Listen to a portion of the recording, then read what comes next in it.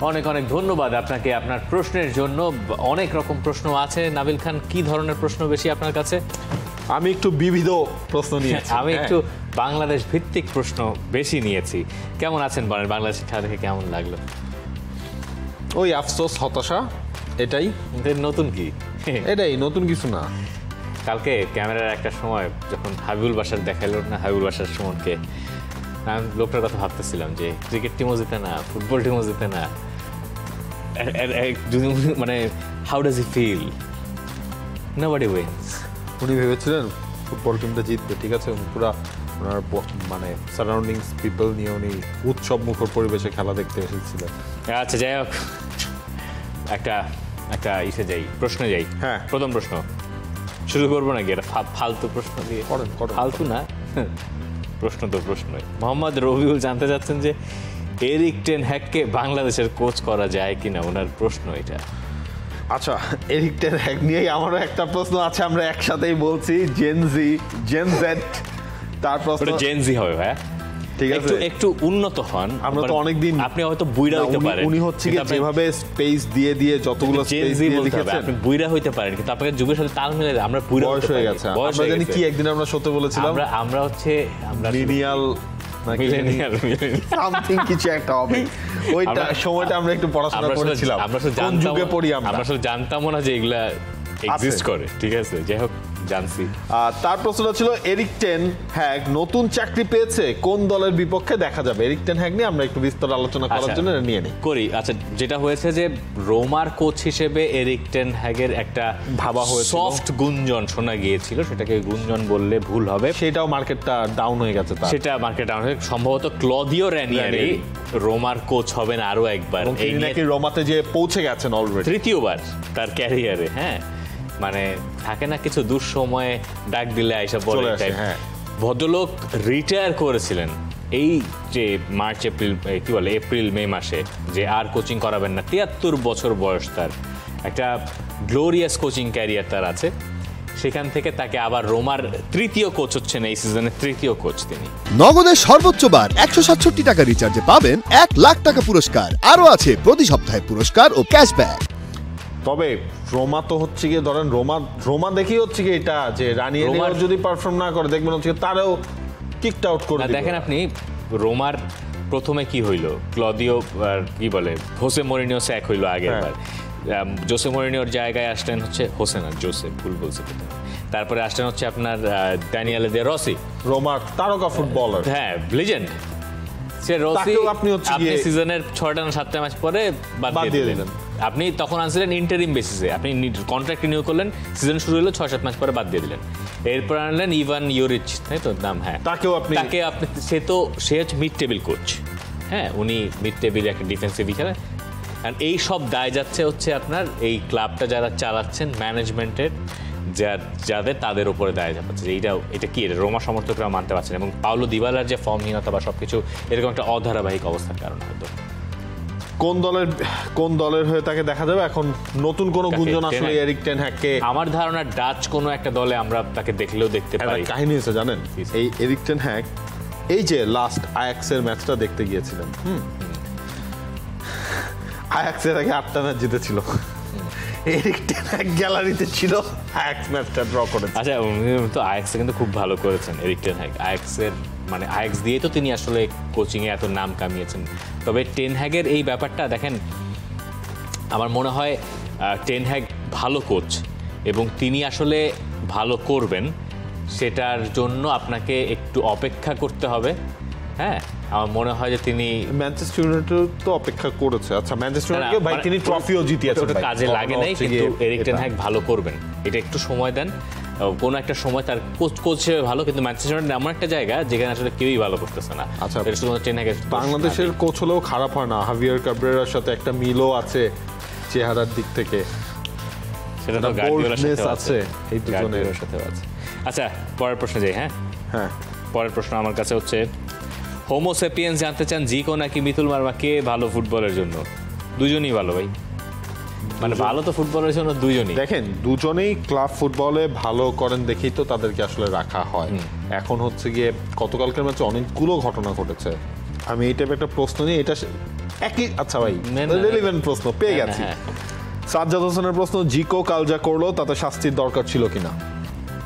একটা ঘটনা ঘটেছে, এই পুরো জিনিসটা আপনি দেখেন, জিকো ফিরলো লম্বা সময় পর জাতীয় দলে ফিরলো। আচ্ছা, গতকালকে মাঠের মধ্যে জিকো জিকো হচ্ছে গ্যালারি থেকে করা হয়েছে, অনেকে বলছেন সেটাও মিতুল মার্মার উপর একটা চাপ হয়ে। অবশ্যই ফাইন, মিতুল মার্মা শুরুর দিকে ভুল করছিলেন, মানে একটু স্লপিনেস মিতুল মার্মার দেখা গেছে। ইনফ্যাক্ট তার টিমমেটদেরকেও আমরা দেখছি তারা উঠিয়ে মিতুলকে আসলে সাহস দিচ্ছেন। ম্যাচে মিতুল যে গোলটা খেলো ওটাতে মিতুলের কিছু মানে একটা গোলকিপিং কোচরা হয়তো আপনাকে বলতে পারেন যে 6 ইয়ার্ড বক্সের আশপাশে মিতুল মার্মা ওখানে বোধহয় নিজে এগিয়ে গিয়ে তার এগিয়ে গেলে এটা ঠিক হতো কিনা এই প্রশ্ন গোলকিপিং কোচরা আপনার সামনে তুলতে পারেন, কিন্তু এটা আসলে জেনারেল পয়েন্ট অফ ভিউ থেকে বা আমরা হচ্ছে ধরেন সেখানে হচ্ছে অন্য এরর ছিল। আচ্ছা, ডিফেন্ডিং শেষ হয়েছে, ক্লিয়ারলি ডিফেন্ডিং এরর ছিল, ম্যাচ শেষ হয়েছে, যেটা নিয়ে ঘটনার সূত্রপাত। ম্যাচ শেষ হয়েছে, এরপর তো আলট্রাসরা সেখানে আসলে বিক্ষোভ করছিল।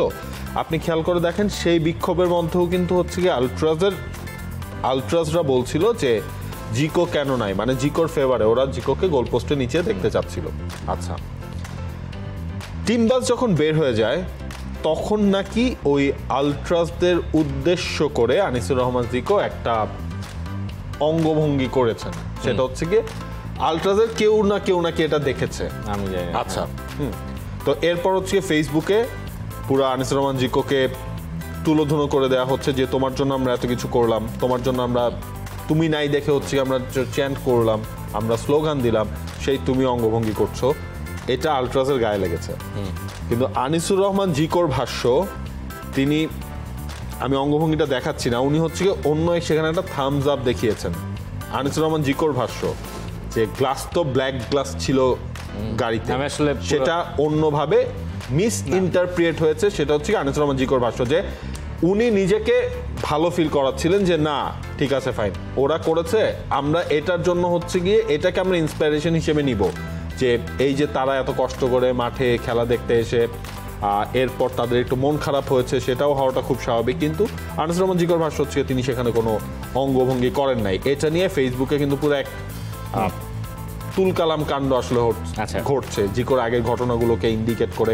এখন জানি না কার জায়গায় কে ঠিক, আমরা খালি দুজনের দুটা ভাষ্য আমরা বললাম। এটাই হচ্ছে গতকালকের ম্যাচ শেষে এটা নিয়ে অনেক ঘটনা। আচ্ছা, এটা ইন্টারপ্রিটেশন করা তো আমার পক্ষে সম্ভবই না, কারণ আমি ঘটনা আমরা বললাম যে দুইজনের দুইটা ভাষ্য। প্রথমত এখানে যে টপিকগুলো উঠেছে তার ভিতরে এক নাম্বার হচ্ছে আপনার ন্যাশনাল টিমে যিনি খেলছেন আপনার তার প্রতি ভরসা রাখতে হবে। হ্যাঁ, গোলকিপিং এ তো দুইজন দাঁড়াতে পারে না যে দুজনকে খেলাবেন, বা গোলকিপিং এমন কোনো জায়গা না যে 50 মিনিটস পরে চেঞ্জ করে দিলাম, এই স্ট্রাইকার কাজ হয় না ওই স্ট্রাইকার খেলাম। আপনি এডারসন আর অ্যালিসনের কথা চিন্তা করেন তো এই জায়গায় আপনি যখন মিতুল মার্মা খেলতেছেন এবং আপনি যখন দেখতেছেন তখন অন্য গোলকিপারের নাম, এবং তিনি ম্যাচে এমন কিছু করানো নাই যেটার জন্য আপনার অন্য গোলকিপারের নাম নিতে হবে, এটা নিলে আসলে আপনি ডিসরেসপেক্ট করতেছেন কাইন্ড অফ যে খেলতেছেন তার প্রতি। হ্যাঁ, এইটা বোধহয় না করাই আমার মনে হয় ভালো। এটা আপনারা দুবার ভেবে দেখতে পারেন যে এটা আসলে করা উচিত কিনা। মাঠে যিনি খেলছেন, আমরা তো বাংলাদেশ দলকে সমর্থন দিচ্ছি, তাই না? বাংলাদেশ দলকে যে প্রতিনিধিত্ব করছে তাকে সমর্থন দেওয়া হচ্ছে কাজ। হ্যাঁ, অবশ্যই ভুল ভ্রান্তি হলে সেটা নিয়ে সমালোচনা করার সবারই সেই অধিকার আছে, কিন্তু মাঠে এটা কতখানি গোলকিপারকে স্পেশালি হেল্প করতে পারে এইটাও একটু মনে হয় ভাবার দরকার আছে। এক, আর দ্বিতীয়ত যেটা জিকোনা মিতুল মার্মা কাকে খেলানো হবে, এখন এইটার কোনো মানে আনসার যদি আপনি আমার কাছে চান, আপনি যদি আমারই জিজ্ঞেস করেন, তাহলে আমি বলবো তাহলে বোধহয় আনিসুর রহমান জিকোকে খেলালে ভালো। কারণ আমার মনে হয় জিকো যখন খেলেন তখন বোধহয় ডিফেন্ডাররা আরেকটু ভরসা পান এবং তিনি আরেকটু প্রোঅ্যাক্টিভ গোলকিপিং করেন। তার মানে এই না যে মিতুল মার্মা একেবারে মানে এমন গোলকিপার যে তাকে আসলে গোল বাড়ানোর চাইলে খেলানো যাবে না, কারণ খেলানো যাইতেই পারে, এটা ফ্রেন্ডলি ম্যাচে তিনি থাকতেই পারেন। এমন হইতে পারে যে শেষ কত ম্যাচ ধরে যেহেতু মিতুল মার্মা খেলছেন, এইটা ফ্রেন্ডলি ম্যাচে তিনি তার আত্মবিশ্বাসটা আরেকটু বাড়িয়ে নেবেন বলে হয়তো কোচ তাকে নামিয়েছিলেন, এরকমও হইতে পারে, আমি জানি না। এইটাই হচ্ছে গিয়ে পয়েন্ট। এখন কথা হচ্ছে মিতুল কয়েকটা জায়গায় তাকে সে কি মনে হয়েছে সেটা হয়তো জিকো থাকলেও হইতে পারতো, আমি জানি না।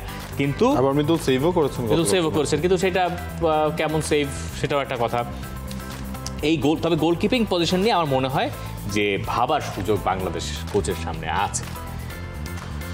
দেখা যাক শেষ পর্যন্ত সেকেন্ড ম্যাচে কি। আমি যেটা একটু সারপ্রাইজড হয়েছে সেটা হচ্ছে যে কোচকে আমি প্রেস কনফারেন্সে কোচ বলছিলেন যে বাংলাদেশের ডিফেন্ডার যেহেতু একটু হাইলাইনে খেলছিল তাই তাদেরকে বল যতবার পেছনে গেছে ততবার দৌড়ে পেছনে যেতে হয়েছে, গিয়ে বল নিয়ে আসতে হয়েছে। তো এইরকম পরিস্থিতি তো আপনার গোলকিপারের এগিয়ে আসার কথা, গোলকিপারের তো বক্স ছেড়ে ডিফেন্ডারদের পেছনে জায়গা নেওয়ার কথা। তো সেইটা যদি গোলকিপার না নেন তাহলে তো ডিফেন্ডারদের বেশি দৌড়াইতে হবে, ডিফেন্ডার যদি বেশি দৌড়ায় তাহলে তো সে ক্লান্ত হবে। তাহলে সেই কাজটা কে করেন বেশি, জিকো না মিতুল? জিকো করেন বেশি, বেশি ওর ক্যারেক্টারিস্টিক্সটাই হচ্ছে খেলার ধরনটাই ওইরকম। ক্যারিয়ারের শুরু থেকে আমরা তাকে ওই টাইপের গোলকিপিং করতে দেখতে, তার মানে আপনি সুইপার কিপার চান। তখন আমি ফিরতি প্রশ্নটা করলাম, তো সুইপার কিপার যদি চান তাহলে গোলকিপার হিসেবে আপনার কারে দরকার? তখন তিনি বললেন যে তার 4টা গোলকিপারই প্রস্তুত আছে, তিনি মিতুলের উপরে শতভাগ আত্মবিশ্বাস রাখেন এবং আমার ধারণা মিতুল মার্মা পরের ম্যাচেও খেলবেন। পরের প্রশ্ন, তাই তো? রফিক ইসলাম, আচ্ছা রফিক ইসলামের প্রশ্ন পরে নিচ্ছি, আপনি এটা করে আসেন তারপরে যাই। ইয়াসিন ইসলাম রূপো, তার প্রশ্ন ব্রাজিলের অভিশপ্ত নাম্বার 10 জার্সি রাফিনিয়ার জন্য বোঝা হবে কিনা, যেই জার্সি জড়ায় সেই ইনজুর্ড হয়। মানে নেইমার ইনজুরি, রড্রিগো তিনিও হচ্ছে গিয়ে 10 পড়লেন নেইমারের পর, তিনিও ইনজুরিতে পড়েছেন। এখন হচ্ছে ফর্মের পিকে থাকা রাফিনিয়া যদি এই জার্সি পরে ইনজুরিতে পড়ে। আমি ঠিক এইভাবে কখনো ভেবে দেখি নাই যে এটা একটা নতুন ডাইমেনশনের সঙ্গে আপনি আমাদের পরিচয় করাইলেন। এরকম কিছু আশা করি হবে না। এটা কুফার কথা বলতেছেন, এটা না হওয়াটাই ব্রাজিলের জন্য ভালো হবে ভাই, মানে আর কত। হ্যাঁ সবাই হোপফুলি আশা করি হবে না। আচ্ছা পরের প্রশ্ন, জাভের তিনি জানতে চাচ্ছেন বিপিএল ক্রিকেটের মতো বাফুফে ফুটবল নিয়ে আয়োজন করে না কেন, যেখানে 7টি বিভাগের 7টি ক্লাব হবে, 100% শিওর জায়গা দেওয়া যাবে না স্টেডিয়ামে। মানে এটা হতে গেলে তো আপনার হচ্ছে ফ্র্যাঞ্চাইজি লিগ করতে হবে। এখন কথা হচ্ছে ফ্র্যাঞ্চাইজি লিগের দরকার কি বাংলাদেশে আছে কিনা এই প্রশ্ন তুলতে পারেন। কারণ হচ্ছে ফ্র্যাঞ্চাইজি তো একটা আলাদা জিনিস। ফ্র্যাঞ্চাইজি হচ্ছে ইন্ডিয়া কপি করছে আমেরিকার থেকে, ইউএসএর থেকে। ইউএসএতে হচ্ছে ওই ন্যাশনাল ফুটবল লিগ, ওই বাস্কেটবল সবই হইল গিয়া ফ্র্যাঞ্চাইজি। কিন্তু এইটা ওয়ার্ল্ড ওয়াইড তো এটা প্র্যাকটিস না, ওয়ার্ল্ড ওয়াইড এটা ওয়ার্ল্ড ওয়াইড প্র্যাকটিস না। ফুটবলের কাহিনী হচ্ছে সবচেয়ে সৌন্দর্য হচ্ছে প্রমোশন, রেলিগেশন। আচ্ছা এই জায়গাটা একটা জিনিস করা যায়, যেটা হচ্ছে আপনার নেপালে করে। নেপালে কিন্তু সুপার লিগও হয়, ওদের ডিভিশনাল লিগও কিন্তু হয়, দুইটাই হয়। ইন্ডিয়াতেও আই লিগ হয়। এই জায়গাটা হচ্ছে আপনার আমাদের যেই ফেডারেশন কাপ বা ইন্ডিপেন্ডেন্স কাপ আছে, ওটাকে যদি আপনি কোনোভাবে ফর্মুলেট করতে পারেন, মানে এছাড়া তো ইটস ভেরি টাফ। না কথা হচ্ছে যে আপনি যেটা করতে পারেন, আমার মনে হয় ফ্র্যাঞ্চাইজি আলাদা একটা টুর্নামেন্ট হইতেই পারে, ঠিক আছে 1 মাস 2 মাসের জন্য করবেন। ইন্ডিয়া যেমন দাঁড়ায় গেছে, ইন্ডিয়া তো আগে 1 মাসে আইএসএল শেষ করতো, এখন আইএসএলই তাদের মূল লিগ হয়ে গেছে। আপনি ওইটা ফলো করতে পারেন, কিন্তু আমি প্রমোশন আর রেলিগেশনের পক্ষে। যেই লিগে প্রমোশন আর রেলিগেশন নাই, এটা কোনো মানে আমি এর মিনিংই খুঁজে পাই না। এটা একটা মানে এটা অন্য জিনিস, ফুটবল না। তারা চিন্তা করে যে এত টাকা বিনিয়োগ করে ফ্র্যাঞ্চাইজি নেবে, তো ফ্র্যাঞ্চাইজি তো কয়েক বছরের জন্যই আপনার হচ্ছে। এটাই তো সৌন্দর্য না যে আপনি, এটাই তো আপনার মানে যে কোনো দল রেলিগেটেড হয়ে যেতে পারে। ইউভেন্টাস রেলিগেটেড হয়ে গিয়েছিল। আবার আপনি চিন্তা করেন, ধরেন হচ্ছে এটা ফ্র্যাঞ্চাইজি লিগ সিস্টেমে আনলে পরের বছর হচ্ছে গিয়ে এই সাবকন্টিনেন্টের পার্সপেক্টিভে ইউভেন্টাসের হচ্ছে কোনো স্পন্সর পাওয়া যেত না ফ্র্যাঞ্চাইজি হিসেব করলে, কারণ সবাই হচ্ছে গিয়ে চাইতো ওই টপেই হচ্ছে গিয়ে তারা হিসাব কিতাব আছে। তো এই কারণেই এইটা একটা মানে দেখার বিষয়। ফ্র্যাঞ্চাইজি ফুটবল দিয়ে যে ইউএস এর খুব ফুটবলে উন্নতি হয়েছে, ঘটনাটা এইরকমও বোধ হয় না। ওই চাকচিক্য আসলে উন্নতির জায়গাটা তো আপনি ডিফারেন্ট ভাবেও করতে পারেন। মানে দাবি দেওয়াল কিন্তু একটা কথা কিন্তু বলছেন, তিনি ফুটবলটাকে, ফুটবলের ওই ঢাকার বাইরের ওই উত্তেজনা, আমেজ সবকিছুই তিনি জানেন, তিনি ওইটাকে কাজে লাগাতে চান। কিন্তু সেটা কাজে লাগাবো আমি কিভাবে? আমি ধরেন আবাহনী অথবা মোহামেডান, তাদের তো একটা সমর্থক গোষ্ঠী আছে, কিন্তু আবাহনী আর মোহামেডান যদি কুমিল্লায় যায় ম্যাচ খেলে, সেটা লিগের ম্যাচ, সেটার হোম হইতেছে আবাহনী, এটা তো হইল না। কিন্তু আপনি আবাহনীকে কুমিল্লার একটা টিমের এগেনস্টে খেলান, ওই কুমিল্লার মাঠে খেলান, দেখেন তো মানুষজন কোন দল সমর্থন করে, কুমিল্লার টিম সাপোর্ট করবে। তো আপনি যেটা করতে পারেন, আপনি ফুটবল ছড়ানোর জন্য আপনি ক্লাবগুলোরে প্রমোট করতে পারেন। আপনি ক্লাবগুলোকে বলতে পারেন যে আমার এই হইতেছে 5th ডিভিশন 4th ডিভিশন, তুমি এইভাবে করে আসো, তুমি এইখান থেকে গ্রাসরুটের তুমি টিম বানাও। আর আবাহনী, মোহামেডান এদেরকে সবাইকে, বসুন্ধরা কিংস সবাইকে বলবেন একটা এইচ টিম রাখো, আন্ডার 18, এর নিচে কিছু থাকবে না। এইভাবে না আপনি স্ট্রং করবেন, কালচারটা এইভাবে ডেভেলপ করবেন। আজকে আপনার টাকা দিলাম, কালকে আপনি ফল দিলেন, এটা তো হবে না। এই জায়গায় তো আপনার আরো জিনিস আছে, ফুটবলের ক্লাবগুলোও তো এখন হচ্ছে আপনার ঢাকা ভিত্তিক ক্লাব হয়ে গেছে। হ্যাঁ, তো খুব খারাপ এটা তো হচ্ছে গিয়ে মানে ওই ঢাকা বেস হতেই পারে। আপনি চট্টগ্রাম আবাহনীর কথা চিন্তা করেন, চট্টগ্রাম আবাহনী নাম কি, চট্টগ্রামের ক্লাব, ওরা চট্টগ্রামে কোনো ম্যাচ খেলে না, খেলবে করতে স্টেডিয়াম নেই ভাই। স্টেডিয়াম তো হচ্ছে আপনি চাইলেও তো হচ্ছে ম্যানেজ করতে পারেন, রেডি করতে পারেন, কিন্তু এই যে ফিনান্সটা কে করবে, ওই টাকা ঢাকার বাইরে খেলতে গেলে, ওইখানে হোম ভেন্যু করতে গেলে, এইসব অনেক হিসেব নিকেশ তারা চিন্তা করে। আপনি যদি হিসাব করেন, স্পেনে মাদ্রিদে ক্লাব বেশি হবে, লন্ডনে ক্লাব বেশি, প্রিমিয়ার লিগেও হিসাব করেন লন্ডনের ক্লাব সবচেয়ে বেশি, ওই Chelsea, Arsenal, Tottenham, crystal palace, Fulham সব হচ্ছে লন্ডনের ক্লাব। রাজধানীর ক্লাব বেশি হবে, এটাই স্বাভাবিক। কারণ রাজধানীর, আমরা তো সব দিক থেকেই রাজধানী কেন্দ্রিক। খালি ফুটবলের কথা যে আপনি বলতেছেন, একটা চাকরি করতে গেলেও তো বেশিরভাগ লোকের ঢাকায়ই আসতে হয়। তো আপনি যে ডিসেন্ট্রালাইজেশনের কথা বলতেছেন, এটা তো আসলে দেশের করতে হবে। খালি ফুটবল একা করবে কোত্থেকে কোন? এটা তো এত সহজ না, এটা তো তখন দেশ নিয়ে ভাবতে হবে আমাদের। কারণ আপনি একটা জিনিস খেয়াল করেন, যখন হচ্ছে গিয়ে ওই ফেনি সকার বা নোফেলো যখন ছিল, তখন কিন্তু ওই এলাকার মানুষজন ওই ক্লাবটাকে ওন করতো। ওদের হচ্ছে হোম ভেন্যু ছিল হচ্ছে সেখানে শহীদ বুলু স্টেডিয়ামও হচ্ছে ওদের হোম ভেন্যু ছিল। তো এই জিনিসগুলো যত ঢাকার বাইরের ক্লাবগুলো হবে, তখন তাদের ঘরের মাঠে খেলা হলে, আপনি পুলিশের খেলা, পুলিশ এফসি, তারা যখন হচ্ছে গিয়ে আপনার ময়মনসিংহকে হোম ভেন্যু করে, মানে পুলিশের সাথে ময়মনসিংহের তো কোনো কানেকশন নাই, ময়মনসিংহের মানুষজন কেন যাবে সেটা? পুলিশের একটা যদি মাঠ, স্টেডিয়াম, সেখানে যদি খেলা আয়োজন করা যায়, পুলিশের যারা সদস্য আছেন তারা যখন ওই দলকে সমর্থন দেবেন, ওই মাঠে যদি বসুন্ধরা কিংস খেলতে যায়, তারা তো ওই অপোনেন্ট সমর্থকের কাছেই হেরে যাওয়ার সম্ভাবনা আরো বেড়ে যায়। এটা তো অ্যাডভান্টেজ, বিরাট বড় অ্যাডভান্টেজ। যাই হোক, আনসার তো বোধহয় পাইছেন, এটার আসলে আনসার হয় না। পরের প্রশ্নে যাই। মোহাম্মদ আসলাম হোসেন বলছেন, বাংলাদেশ প্রিমিয়ার লিগে প্রতি দলে একজন করে দেশি স্ট্রাইকার খেলানোর বাধ্যতামূলক নিয়ম করা যায় কিনা, আপনাদের মতামত কি? না দেখেন, বাধ্যতামূলক না, ক্লাবগুলো রাজি হবেন এবং বাধ্যতামূলক স্ট্রাইকার রাখার পক্ষেও আমি না। একটা ক্লাব বাংলাদেশের ফুটবল ক্লাবে বিনিয়োগ করে কেউ টাকা কামাই করছে, তাহলে এই যে সবাই যে টাকাগুলো ঢালতেছে দেশের ফুটবলের জন্য ঢালতেছে, এক্স্যাক্টলি, তারা অন্য জায়গা থেকে টাকা ইনকাম করে সেই ফুটবলে তারা জাস্ট হচ্ছে গিয়ে ফুটবলের ইমপ্রুভমেন্ট, ডেভেলপমেন্ট সবকিছু, তাই না? কেউ এটা পায় না। কিন্তু ফুটবলকে যদি আপনি ব্যবসা হিসেবে কখনো চিন্তা করেন, তাহলে আপনি রিটার্ন আশা করবেন, এবং যেই দিন আপনি রিটার্ন আশা করে ব্যবসার জন্য মাঠে নামবেন, সেই দিনই বাংলাদেশের ফুটবলের উন্নতি হবে। ব্যবসায় কেউ লস করতে চায় না।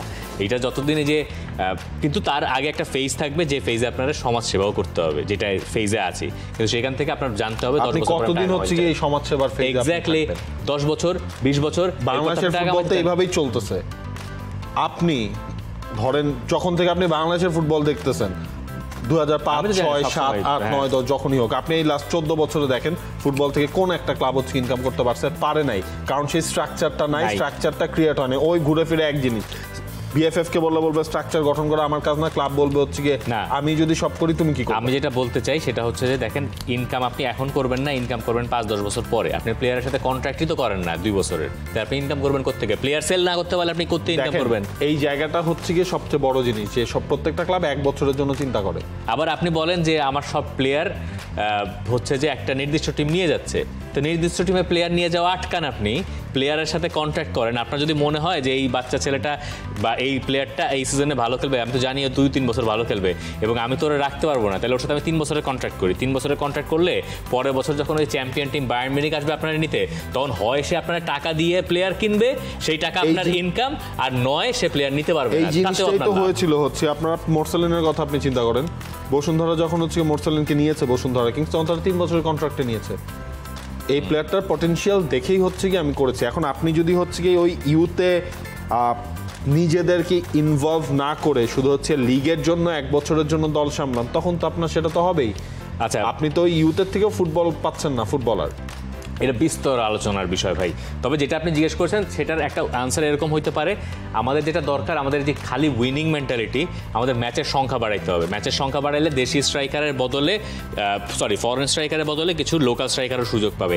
আপনি যখন ফেডারেশন কাপ আর লিগ কাপ, মানে হচ্ছে স্বাধীনতা কাপ, এই টুর্নামেন্ট খেলার সময় আপনি আপনার ফরেন স্ট্রাইকার কম্প্রোমাইজ করতে পারেন না, তার মানে বোঝা যায় যে আপনি আসলে প্রচন্ড জয়ের নেশায় নেমেছেন। তাহলে এইটা আপনি তখনই পারবেন না যখন আপনার সপ্তাহে যদি আমি 3টা করে ম্যাচ দিই। ধরেন আপনি একবার খেলবেন লিগে 2টা ম্যাচ খেলবেন, মাঝখানে একটা ফেড কাপের ম্যাচ খেলবেন, তখনই কিন্তু আপনি দলে রোটেশন করতে বাধ্য হবেন। ভাই লাস্ট সিজনে তো তাই হয়েছে, কতগুলো ক্লাব রোটেশন করিয়েছে। বেশি ক্লাব সিজনও তো আপনার তাই হয়েছে, প্রত্যেক মঙ্গলবার হচ্ছে গিয়ে ম্যাচের চাপ আরো বাড়ালে এটা মঙ্গলবার আপনার হয়েছে, ম্যাচের চাপ বাড়াবেন তখন হচ্ছে ইনজুরি আরো বাড়বে, তখন ওই ফরেন প্লেয়ারদের আপনার রেজিস্ট্রেশনটাও বাড়াতে হবে। আমি এটা একমত না। দেখেন আপনি বাংলাদেশে একদমই এই বছর লিগে কয়টা ম্যাচ হবে? 18টা। 18 ম্যাচে লিগ শেষ। হ্যাঁ, এইটা হয় না। আপনি একটা সিজনে একটা ফুটবলার মাত্র 18টা ম্যাচ, আর ওই পাশে ফেডারেশন কাপে কটা ম্যাচ, আপনি এই কটা ম্যাচ খেলবেন? এই জায়গায় তো কথা আছে, আপনি কি এখন হচ্ছে একজন 20 দলের লিগ করবেন?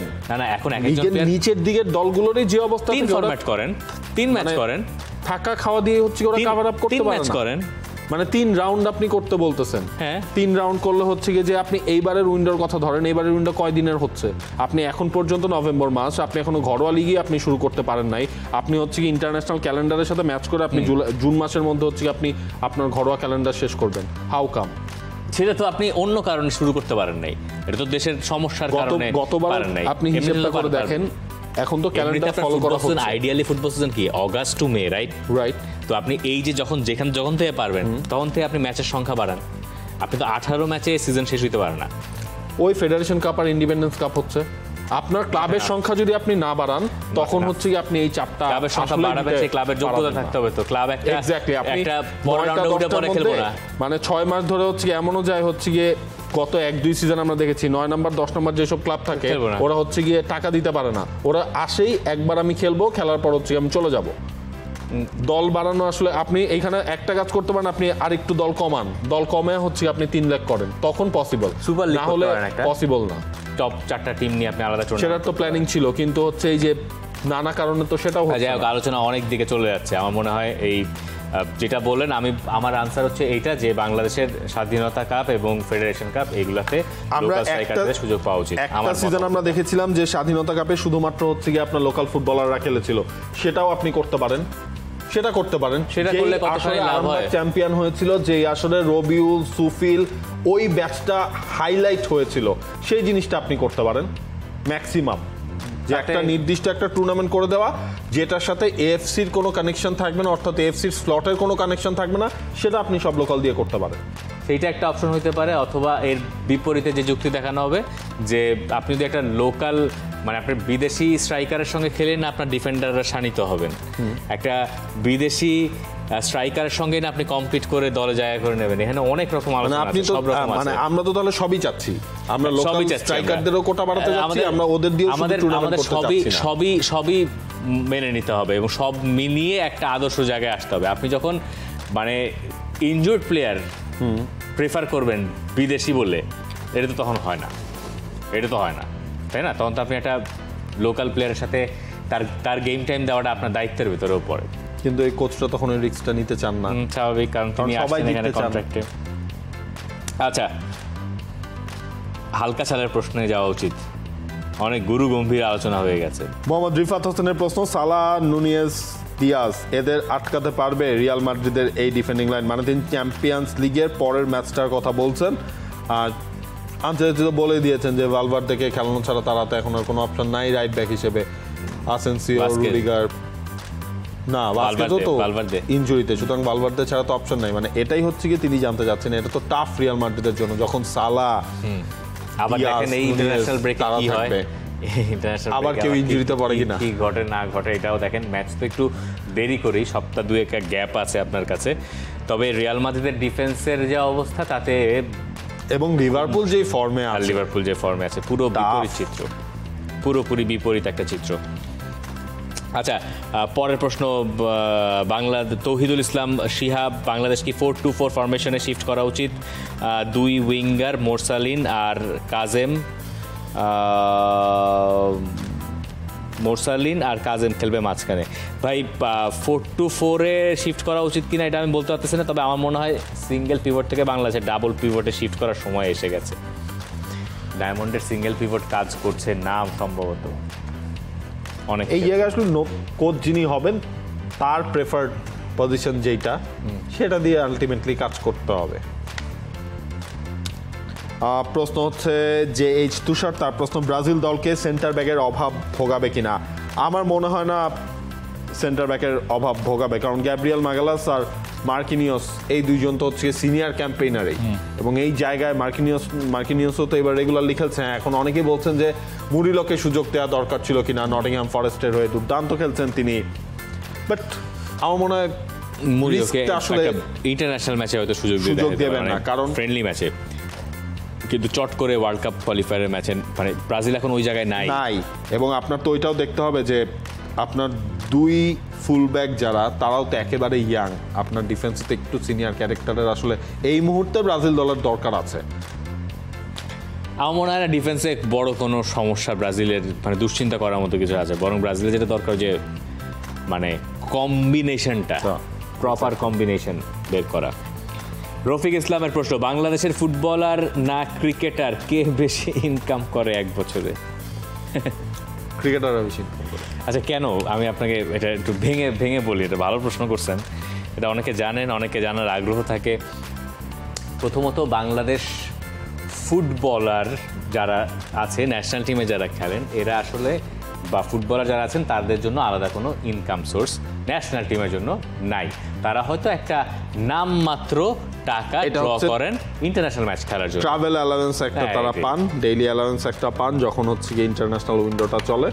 আবার এইটা ভাবেন না যে তার মানে মেসি আর্জেন্টিনায় খেলতে গিয়ে কোটি কোটি টাকা কামাই ফেলতেছে। মেসি দেখেন গিয়ে আর্জেন্টিনা থেকে কোনো টাকাই নেয় না। ভাই মেসি তো হচ্ছে আর্জেন্টিনার দুঃসময় নিজে টাকা দিয়েছে উল্টা। মানে ঘটনা যেটা আমি বলি, ফুটবল আর ক্রিকেটের একটা মানে গুণগত তফাৎ আছে। ফুটবলে ন্যাশনাল টিমে যারা খেলেন তারা আসলে ন্যাশনাল টিম থেকে ওই অর্থে টাকা কামান না, কিন্তু ক্রিকেটারদের মূল ইনকাম সোর্স হচ্ছে তাদের ক্রিকেট বোর্ড অথবা ওই যে আইপিএল খেলেন সেটা। ফুটবলারদের মূল ইনকাম সোর্স হচ্ছে তাদের ক্লাবের সঙ্গে কন্ট্রাক্ট, ক্লাবের সঙ্গে তারা যে টাকাটা পান সেইটা। আর বাংলাদেশের পার্সপেক্টিভে ক্রিকেটাররা আরও বেশি এন্ডোর্সমেন্ট বা যা যা আছেন এগুলোতে তো অনেক বেশি এগিয়ে বাংলাদেশের ফুটবলারদের চেয়ে, তারাই হিসেবে বেশি ইনকাম করেন। এই জায়গায় হচ্ছে পার মান্থলি একটা পুল করা আছে ক্রিকেট, দেখবেন হচ্ছে ক্রিকেটের প্রত্যেক বছরই সেই পুলটা পারফরমেন্সের ওপর আপডেটেড হয়। A category, A plus, B plus এরকম ক্যাটাগরি আছে, তারা সেটার একটা অর্থ পান, প্লাস হচ্ছে গিয়ে ম্যাচ ফি হিসেবে তারা একটা অ্যামাউন্ট পান। আপনি মানে জাস্ট ক্রিকেট আর ফুটবলকে ঠিক বিপরীত দিকে আপনি চিন্তা করেন। ক্রিকেটে ন্যাশনাল টিমের সারা বছর অ্যাক্টিভিটিস থাকে, আপনি প্রত্যেক মাসেই কোনো না কোনো একটা সিরিজ বা 2 মাস অন্তর অন্তর কোনো না কোনো একটা টেস্ট, ওয়ানডে, টি20 কোনো না কিছু একটা থাকে, এবং এর মাঝখানে কিন্তু ফ্র্যাঞ্চাইজি লিগগুলো হয়। বছরে আইপিএল হয় কয়বার? একবার। বিপিএল হয় একবার, পিএসএল হয় একবার, এই সব কিছু একবার করে হয়। ফুটবলে সেম জিনিসটা হচ্ছে ন্যাশনাল টিম সারা বছরে আপনি হিসেব করেন, ন্যাশনাল টিমে সারা বছরে উইন্ডো থাকে কয়টা? 8টা ম্যাচ খেলার উইন্ডো পাবেন। 8টা ম্যাচ খেলা মানে 4টা উইন্ডো হিসেব করে আপনি হচ্ছে পাবেন। মানে ওই মাসখানেকের মতো ক্রিকেটে যে আপনি ফ্র্যাঞ্চাইজি লিগ 1 মাস খেলেন, সারা বছর থাকেন জাতীয় দলে, ফুটবল হচ্ছে ঠিক তার উল্টো। টেস্টে খেলে 5 দিন, এক্স্যাক্টলি 8টা ম্যাচ খেলার সুযোগ পান আপনি। ওই 8টা ম্যাচের ক্যাম্প ট্যাম্প সবকিছু মিলিয়ে আপনি ধরেন 1.5 মাসের মতো। এক আইপিএলই তো চলে 2 মাস। মানে ক্রিকেট আর ফুটবল হচ্ছে গতবার আইপিএল শুরু হয়েছে রোজার আগে, রোজা গেছে, ঈদ গেছে, আইপিএল আর শেষ হয় না, আইপিএল চলতেই আছে। দেখি যে মানে এটা তো টি স্পোর্টসে দেখা যায়, তাই টি স্পোর্টসের এই স্টুডিও আসলে ওই অ্যাভেলেবল। আপনি আইপিএল অনেক ফলো করেন, সেটা প্রচন্ড। I love IPL, BPL, Rabiul Islam Hiran, PSL. আচ্ছা, এই প্রশ্নের উত্তর কি আমরা পাইলাম? কোনটা? বাংলাদেশের ফুটবলার বাকি। আচ্ছা, আমরা আরেকটা জিনিস বলার এখানে ব্যাপার আছে। ধরেন বাংলাদেশের ফুটবলার, ধরেন নাভিল, ফুটবলার, একটা ক্রিকেটার নাভিল, সে বিসিবির বা কোনো একটা ক্রিকেট বোর্ডের, তার হচ্ছে সে ওই যে এ ক্যাটাগরি, বি ক্যাটাগরি, কোনো এক ক্যাটাগরিতে আছে, 1 বছরের চুক্তি। এই 1 বছর সে খেলুক না খেলুক ওই টাকা সে পাবে। হ্যাঁ, আর ফুটবলার হচ্ছে এরকম, আজকে ফুটবলারের নাম মনে করেন, সেটার নামও নাভিল। ফুটবলার নাভিল ন্যাশনাল টিমে আজকে ডাক পাইছে, গোল করছে, হ্যাট্রিক করছে, পরের ম্যাচে সে নাই। পরের ম্যাচে সে নাও থাকতে পারে, স্কোয়াডেও না থাকতে পারে, এটা কোচের ইচ্ছা। হ্যাঁ, তাতে নাবিল খান ওইখানে যে হ্যাট্রিক করছে তাতেও দেখা গেছে 10,000 টাকা পাইছে, আর এখানে যে কিছুই করে নাই, ডাব্বা মারছে, কিছুই পায় নাই। মানে এইরকম তফাৎ, খুব আহামরি কিছু না। শেষ প্রশ্ন, রবিউল ইসলাম হিরণ, তার মেসির ফর্ম বিবেচনা করে এখন অবসর নেওয়া উচিত কিনা? মানে মেসির ফর্ম বিবেচনা করে এখন অবসর? আমার যাওয়ার সময় হয়েছে ভাই, অনেক হয়েছে ভাই।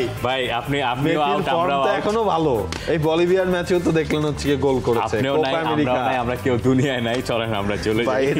যদি বলি আমরা, আচ্ছা একটা কাজ করেন না, বলেন কে মেসির অবসর নেওয়া উচিত। আমার জানের ভয় আছে ভাই, আমি না, মেসির তিনি এখনো ফুটবলটা এনজয় করছেন, কেন যতদিন অবসর নেন এনজয় করবেন ততদিন। উনি কি আর্জেন্টিনা ন্যাশনাল টিমে অবসরের কথা বলতেছেন? মেসি যদি আর্জেন্টিনা ন্যাশনাল টিমে অবসর নিতই, আমার মনে হয় তাহলে ওয়ার্ল্ড কাপের ফাইনালের পরেই নিতে পারতেন। এবং 2026 পর্যন্ত তিনি খেলবেন বলে আমার মনে হয় মনস্থির করেছেন। উনিও খেলবেন, রোনালদোও খেলবেন, নেইমারও খেলবেন, লুকা মদ্রিচ খেলেন কিনা এটা একটু দেখতে হবে। ঠিক আছে, মদ্রিচও যদি খেলেন, আবার ক্রুজটা যদি নিয়ে আসা যায়, মানে যারা আছে এরাই থাকুক, সবাই নিয়ে আসেন না, এই যে থমাস মুলারও আনেন, সবাইকে পারলে জিদানও নিয়ে আসা যায়। ধন্যবাদ টাটা ভাই। And click on the bell icon. Follow us on Facebook and Instagram. Download T-Sports app to enjoy exciting games and highlights. Visit tsports.com.